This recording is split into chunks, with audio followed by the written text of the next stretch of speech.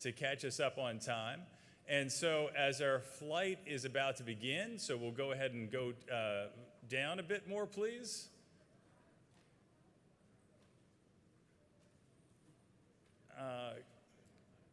More? Oh, wait, let's go back up. My apologies. All right, so we're ready to rock and roll. So as everyone returns to their seats, we had a major surprise this year. The most frequently covered U.S. airline in the news. It felt almost like an airline love triangle being covered by major business news. Invest in the guest really has paid off for Spirit Airlines, as it was first pursued by Frontier Airlines to create a U.S. mega ultra-low-cost carrier.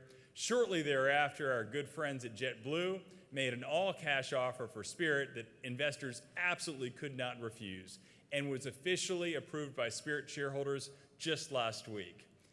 If the acquisition passes regulatory approval, the combined airline would become the 5th largest airline in the U.S. There's a long road ahead for that approval, but you'll be happy to know that Spirit Airlines keeps advancing its invest in the guest policy. As a sponsor of Apex, Spirit flew the vast majority of our team out to Los Angeles in style, and so I think we have some pictures up there. And Spirit's big front seat matches the space configurations of domestic first class. So the business class pricing, as I looked at flying several times this year, has been less than economy class on other airlines, sometimes in connection options. The product experience has been so good that I've taken Spirit cross-country a half dozen times this year for work to Atlanta because of the great value. On this stage, a short 3 years ago, we had Spirit CEO and President Ted Christie unveiled Apex EXPO, new economy and business class seats that gave their passengers more space, more tray table area, and more comfort. Today, Spirit has their earnings call, and while I tease Spirit CEO and President Ted Christie that we should do it live from Expo on the stage alongside their new seat reveal, he has upgraded us to the executive responsible for all of their new economy class and business class experience and beyond. Spirit Airlines Vice President, Guest Experience, Brand and Communications, Lania Rittenhouse joined Spirit in 2015 after a decade of product development in the cruise line industry. Shortly after she joined Spirit Airlines, they began their Invest in the Guest program as the airline focused on its customers. Please join me with a very warm welcome for Lania. Lania, please join us on stage.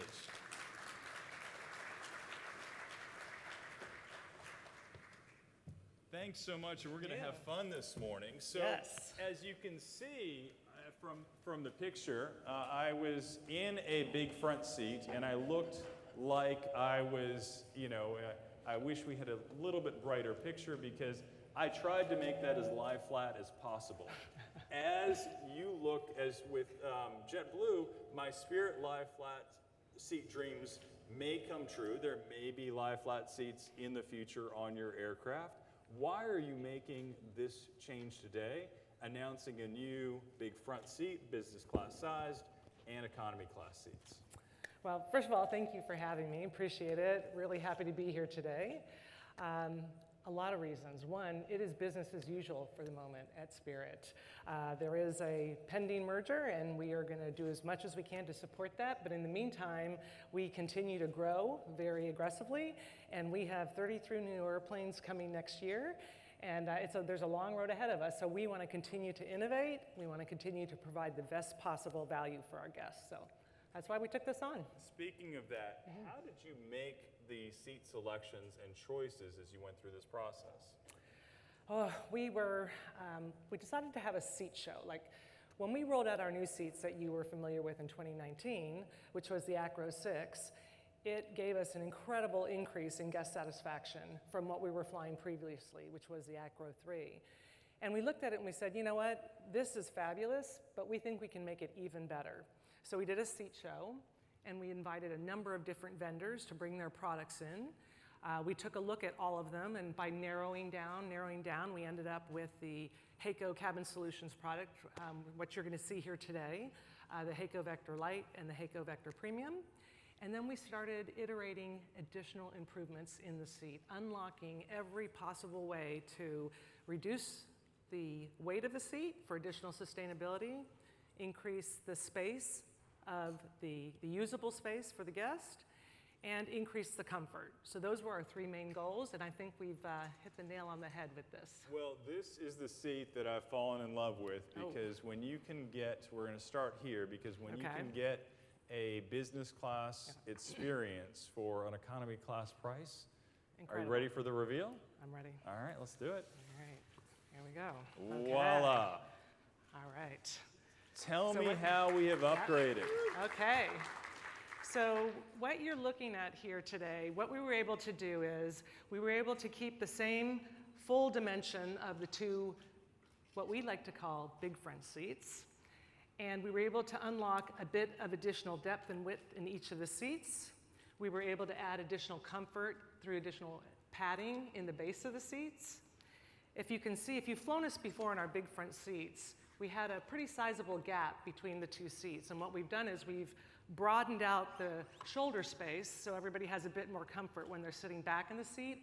And it provides a lot more comfort and privacy for the guests sitting in these seats. People can't put their arms through or all kinds of interesting things. So a bit more comfort. I've always been concerned about someone putting a foot through. Yeah, it happens. I think it was, the term was little adults yesterday when we were talking through that, yeah. We also expanded the headrest, which is important from a comfort perspective. Something important, if you'll sit next to me, I'll show you. Certainly. So, as we're sitting here going cross-country, and thank you for flying us. Of course, thank you for having me. It's amazing.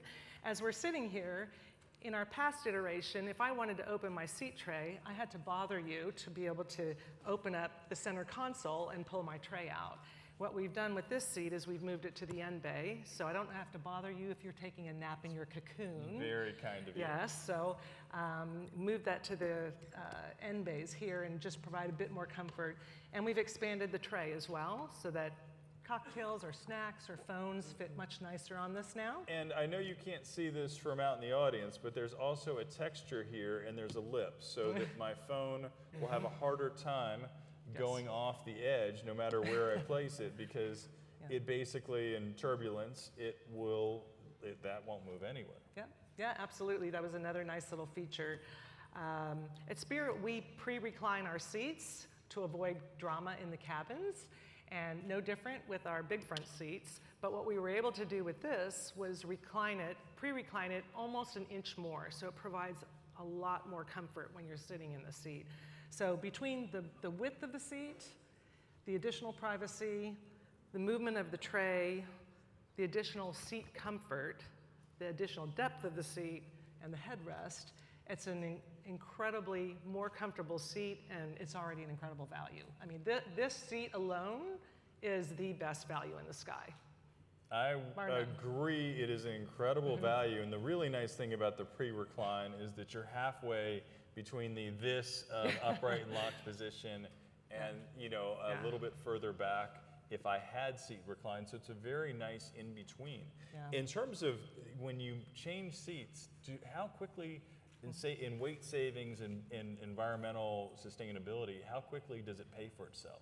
So we focused a lot. I mean, to us, sustainability is huge, and we are already one of the most fuel-efficient airlines in the country today, but we don't want to rest on our laurels. So between our new Neo engines, which also save about 15% more fuel savings, the weight of the seats is incredibly impactful to us. So for example, on the Vector lights, we were able to save almost 11 ounces per seat flying. And that's a huge savings for us every year, and it adds to our sustainability efforts as well. So every little bit that we can save, whether it's in better materials, more working with composites, lighter weight materials, more durable materials, is something that we try to do every time we're thinking about improvements in the product. Very good. And so also one last note is this is a nice addition, is having a place for a drink holder on this side if I'm halfway folded. Yep. And when I'm all the way out, it goes to full support mode, so my laptop can actually be supported by this, even though it doesn't go all the way to the edge. Absolutely. Yeah. That's so you really have a nice. Well, let's go on Yeah. to the seats that are most important to the most passengers. Okay. What I always like is when airlines think out how to take care of their economy class passengers, because 80 to 90% of our customers, this is where they sit. For sure. So let's go ahead and do the reveal. You take care of that one, I'll take this one. All right. Here we go. Oh, there we go. Okay. All right. Very Stick a sec here. nice. So keep in mind, when we are developing a seat, we're developing it for the Spirit business model, and we're developing it for the Spirit guest. Our guests are incredibly price sensitive. They want to have the best possible value that they can get. And so we are constantly trying to find ways to pack additional value into the purchase proposition of this economy level seat. So we are very, very pleased with what we were able to accomplish with this HAECO Vector Light seat. Like I said, we've been flying the Acro 6, which is an amazing seat. It has given us incredible additional guest satisfaction. And I'll walk you through some of the improvements that we have on this seat as well. So first and foremost, we unlocked an additional 1/2 inch of space in each one of the seats, which is incredible. So we're flying 17.5, 18.5, and 17.5 inches. We like to give the middle seat an extra inch of space, because when you're there, you appreciate having that extra space. The depth of the seat is quite a bit deeper than what we were flying previously. We've added a headrest in the economy seats. We never had a headrest before, and to us, that's a huge improvement. We've added additional padding in the seat itself so that you can feel the extra comfort when you're in the seat. And like I said, we saved about 11 ounces per seat in this seat design. And they were able to do that through our partners, again, through very incredible engineering and materials. So things like forged metal aluminum for the spreaders and the seat legs saves weight, and it's a lot more durable. They're using cast titanium in the armrests to save weight, and that's across every armrest, right? They're using an ergonomic carbon fiber seat back, which also is incredibly durable and saves weight. So through engineering and just iteration and trying to look at every single nook and cranny in the seat and how can we unlock more value, those were the types of things that we were looking to accomplish. Probably the most interesting thing for you, Joe, you're a tall gentleman. Yes. You appreciate having leg room, as Indeed. do I, is if we come back to when we're sitting in the second row. I will do that right now. Yeah, if you want to sit in the seat here. These are set up today with a 28-inch pitch, and that's the narrowest that we fly today. We fly 28, 29, and wider. So here in this 28-inch pitch seat, and frankly, you heard Ted, my CEO, say we don't particularly like the term pitch, because we believe that usable space is a much better term for what our guests are able to experience. And what that is, as opposed to the common flat seat backs and measuring from a flat seat back to a flat seat back, there's curvature. If you sit back as far as you can in the seat, Joe, you can feel the additional curvature. I can feel it, yep. And in front of you, the seat back is curved, so your knees are coming out, and we're able to unlock an extra 2 inches of space there for additional comfort. Yeah. And I'm 6'3", and I have 2 inches of clearance to this. And I do, one of the tests that I do, since as you can see in any class, I do like sleeping on occasion. I always do the test, can I touch here and do so comfortably with my legs, and it works quite well. Yeah. And then the other thing is the tray table, having it be able to move forward, and this additional lip so that my laptop can fit very nicely here. That's quite important. Yeah. We've widened the tray slightly from our Acro 6, and your shin clearance is actually a bit bigger as well. So you can again, with your tall legs, 6'3" in these seats, that's pretty crazy. He's still got a lot of extra room. That's great. I was uninspected, because when I sat down, I was saying this is going to be tight. It was not. Yeah, the seat, you can feel the comfort and the extra padding on the seat. And in the middle seat, because I'm going to come up here to the front so everyone can see me, because we tried to angle this to give a little bit of all angles, and having the extra space. You've got an extra inch from these two seats, Excellent. And we were able to do that as well. So we didn't want to take away space in our aisles, because as an ultra-low-cost carrier that's very high utilization, we like to turn the aircrafts very quickly. We need that broad space for people coming on and off, putting their luggage and whatnot. Through an incredible design that HAECO has, they have a canted leg. You don't see it here, this is a prototype, but there's a canted leg that allows us to reclaim some of the space in the aircraft wall, bringing the seats slightly closer to the wall. So the additional 1.5 inches that we gained here in the 3 seats, we were able to better utilize and not take away from the center aisle. So we think that that's a really, really nice improvement as well. Well, and the other nice improvement is having the Wi-Fi, everything on this flight on my way out to LA, it was working fully and well, so that was really pleasant. So as the only US ultra-low-cost carrier, we've recently rolled out high-speed Wi-Fi with our partners Thales, and we have it rolled across 83% of our fleet so far, and it is the highest speed Wi-Fi of any carrier in the United States. So we're really proud of that, and that's just one more example of how we like to invest in our guests and continuously add value to the purchase proposition of someone who flies with Spirit. And one thing that I noticed, so during the test phase, it was normally one set lower price, and now there was a tier for basic browsing and email and a tier for streaming. Yes. What are you seeing in the take rates of that? So recently the take rates have come up quite a bit, right? It takes a while for people to understand, oh, you have Wi-Fi, what? So there's that whole understanding and education of our guests, and I think we've done a good job now through our mobile app and through the web, letting people know. And there is a difference now between, it's priced based on length of travel.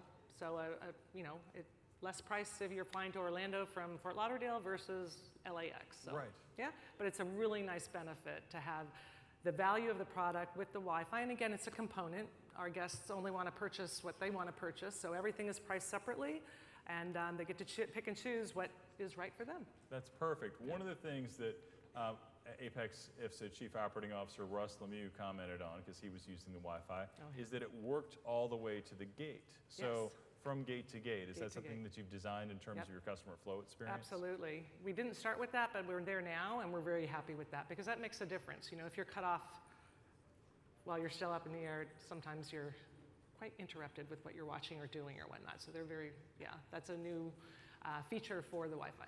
And we've seen price points and the demand for travel be so high, how has Spirit kind of stood out in that? Have you started raising the price of your big front seats? Have you started have you benefited from that incredible demand, or are you trying to keep the initial cost as low as possible and pick up on ancillary revenue wherever possible? So both. So today's world, the consumer was locked away for 2 years. Everybody wants to get back on the road, and the demand is incredible.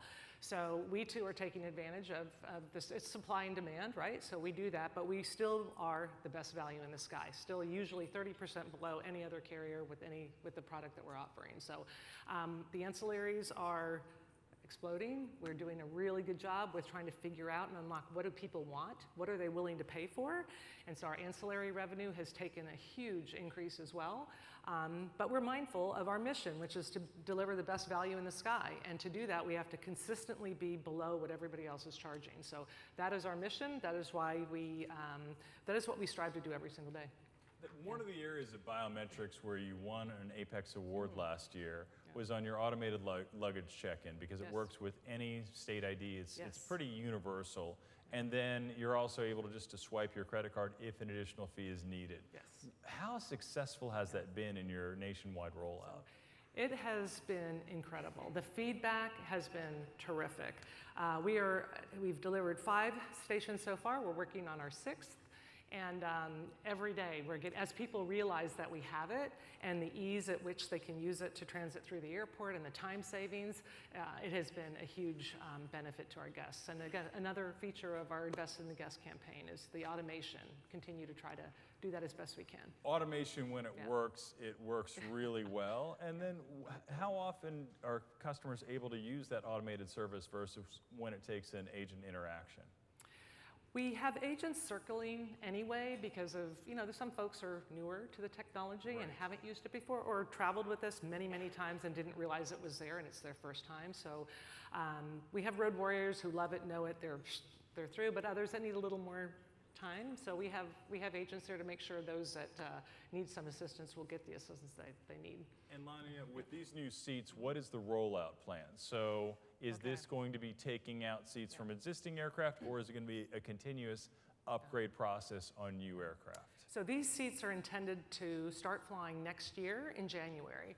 We have a firm offer of 100 new aircraft, Airbus aircraft, with an option for an additional 50 more.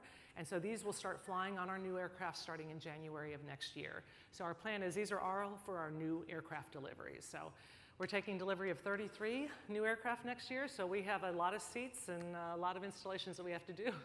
No, without a doubt. And you're keeping the vast majority of your existing fleet as well. It's not a rotate out. So it's a add capacity. Absolutely. We have a number of seats. Our acro seats are flying on a number of our aircraft. We have a refit program with some of our aircraft as well, where we're installing the acro seats on some of our older aircraft, or the seats that are reaching the time that they need to be replaced. So business as usual. We're trying to elevate the product every single day, however we can. And one of the things, a lot of times in the news when people say Frontier is buying Spirit or JetBlue is buying Spirit, sometimes in the past we've seen customers become a little bit confused, saying, well, when are you doing X, or will you recognize my status? How are you providing that clarity to your customers that Spirit is Spirit until this is completed? So it has been a challenge. It's probably an unusual situation, right, to have this sort of a bidding for an airline. And our guests were confused. Wait, Frontier, wait, what? JetBlue, what's happening? As were our team members, frankly. So now that Frontier is out of the picture and we're marching towards this combination with JetBlue, we're doing our best to communicate to our guests so that they understand it. I think the shareholder vote recently helped make it very clear that yes, we got to vote yes, we're continuing down that path, and we'll continue to do whatever we can to educate our guests and make sure they're aware of the benefits and that we're still Spirit Airlines. This is intended to take as long as middle of 2024 before anything happens. So like you said, there's an incredibly long road ahead of us. Yes. And a lot happens in a week in the aviation industry, never mind in a couple of years. So we're heads down and we're just focused on how do we make the best value possible for our guests. And that's one of the questions. So as Spirit continues its invest in the guest, one of the things I've noticed is a little bit more focus on frequency where possible, and also making city pair additions that are logical. Is for Spirit the battle plan to continue as you would have without the acquisition until it goes through, or does it begin to shift? Yeah. So at the moment, it's business as usual. We're putting our assets where we want to put them. We're redesigning the network. It feels like every single day. When you're taking that many new aircraft every day, you really have to look out and where are you going to put them, and where do you add frequency, and where do you add stations. We've added a lot of new stations recently. You've probably seen all the different releases that we've done. And so we just try to find more convenient routes and add more frequency, like you say, to try to make us an airline of choice for even more people every single day. That's a great point. One of the interesting things that happened, in fact, I believe it was in the past few days, is a big push for flight attendants out of the Atlanta base. Yes. So adding bases like Atlanta, how does that feel when you're going into a backyard where over 80% of the traffic is with one airline? Are you able to succeed in gaining market share? Is it growth of market rather than cannibalization? Because it appears, as I look at passenger numbers, it seems like each of the markets that you enter into, it's genuine growth. For the most part, our addition of Atlanta and Miami recently and Houston recently, we now have 10 crew bases. As you know, we ran for many, many years with 6, then we added Miami, we're at 7, and now we're at 10. The primary reason was for resiliency of our network, frankly. We wanted to make sure that we were running an incredibly efficient airline. And fun fact, we ran our best third quarter ever in the history of the company this year. Wow. And we just, on the ATCR reports, came in 3rd out of all airlines in on-time performance and completion factor. And part of that is how we've worked the network, how we've seen where our pain points are, where we've moved our assets, where we've added buffer, where we now have crew bases to help support the network. And so all of these things are really along the lines of making sure we remain competitive, making sure we remain an on-time carrier so that we can continue to grow our guests. That's really incredible. The one thing that I really like about your team members is that there's almost a different mentality. When we were on our flight out here from Atlanta to Los Angeles, a team member there was an incident basically misdirecting a large group of people in security. We had a huge number of passengers that were not there, including 2 Apex team members. And so I scanned, I boarded, but I stood there and I talked to the supervisor, and she held, because by providing the information that there were all of these people on the flight that were affected. Yeah. And so watching person after person after person until my colleagues were on board, that was a level of empathy of, okay, we have to hit T0 of pushing on time, but communicating with the captain, we'll still be able to make an on-time arrival because we have enough buffer there for a little bit of a hiccup. And seeing that connection with the guest by your team members in Atlanta and was incredible. The captain came off the aircraft to chat with me as we waited for my 2 colleagues to board. I'm glad you raised that because, again, as an ultra-low fare carrier, we don't believe you need to sacrifice service. And several years ago, we rolled out our Spirit Signature Service Program. When I started with Spirit in 2015, I actually led the flight attendant team. And part of the reason I was brought into Spirit was how do we elevate the guest experience as an ultra-low fare carrier? And we created a common purpose. We partnered with the Disney Institute. We created a training program. And we got everybody to work towards a North Star of making sure that our passengers were treated as guests. We changed the whole terminology. We changed the whole mindset around who was coming in the cabin. We gave them some additional responsibility. They have their dance floor within which they need to operate. So for things like you missing your team members, they can network within each other. They have a few extra discretionary minutes at the captain's discretion to be able to hold the aircraft if there's something like 50 people being stuck in security and the like. So all of those things are geared towards elevated service and people being able to make decisions in the moment in the dance floor that they're given to make those decisions. So our Spirit Signature Service is part of what you experience, so I'm glad to hear it. It worked out well. We went past T0 and we still made it into LAX on time, so that's the winning combination. It's only when it's not an on time, because I know that's one of the highest metrics you go after is on-time performance. So Lania, before we end, as you look towards 2023, what do you believe that you'll be most proud of in continuing to invest in the guest and heighten service, which most people believe from an ultra-low cost carrier, it's hard to believe. The end product, from my perspective, I think when I'm most impressed with when we carry a new guest on board who's only heard either funny things or bad things or whatever they've heard, and they come on board and they have a great experience and they sit in our seats and they have our great signature service and they get there on time and they get off the aircraft and they go, what just happened? That was amazing. And they tell 10 of their best friends. To me, that is the most gratifying thing because we have some incredibly dedicated team members that work on every aspect of delivering this type of service. And it's different, right? We are not Emirates, we're not Delta, we are Spirit Airlines. And we are very proud to be able to do what we do at the price that we deliver it and still deliver that best value in the sky. So I think to me, that's being able to problem solve, work with team members, work across all aspects of the operation, improve on time, improve service, improve product, improve just everything, to me is incredibly gratifying. Well, congratulations on your continuous improvement, your work, your numbers continue to go up year over year in the official airline rating, so really well done. Everyone, round of applause, please, for Lania. Thank you. Thanks so much for playing.